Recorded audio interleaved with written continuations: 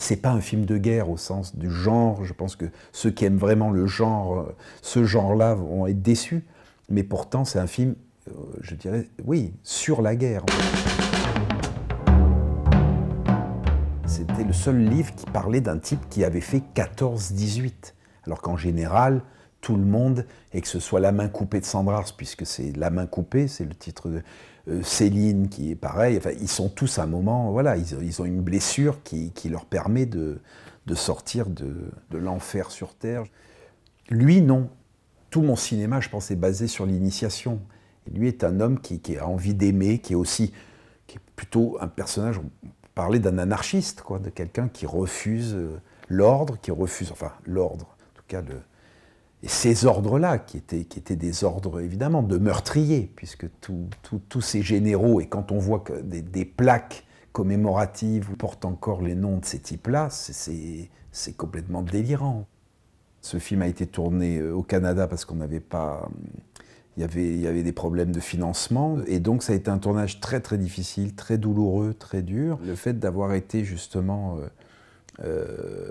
face à un adversaire de taille, puisque c'était un syndicat et moi j'étais seul, donc c'est vraiment David et Goliath, je me suis retrouvé à devoir me surpasser constamment pour arriver à faire le film que je devais faire et qu'on m'empêchait de faire par rapport à des règles qui n'ont rien à voir avec la création artistique.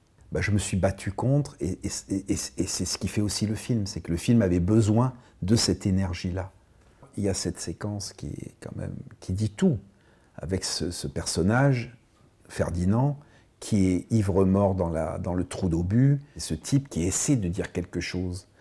Et encore une fois, on en revient au langage, à une espèce de logorée, et ce type qui essaie d'expliquer quelque chose au personnage principal, et qui, dans sa folie, va finir par se faire péter le bras avec une grenade. Jusqu'où on peut résister?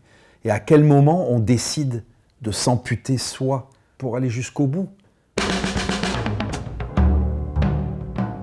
Je pensais chaque jour, comment revient-on de cet enfer?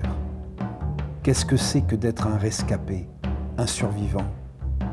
Comment vivre après cela? J'imaginais le film comme un ventre humain avec tous ses organes, plus ou moins détraqués. Je l'ai imaginé sur le papier comme un labyrinthe avec ses boyaux, ses tranchées, ses veines. Tout le décor était un ventre. C'est aussi pour cela que j'en suis ressorti vaseux et amer. J'ai toujours recherché la dynamique entre déflagration et silence.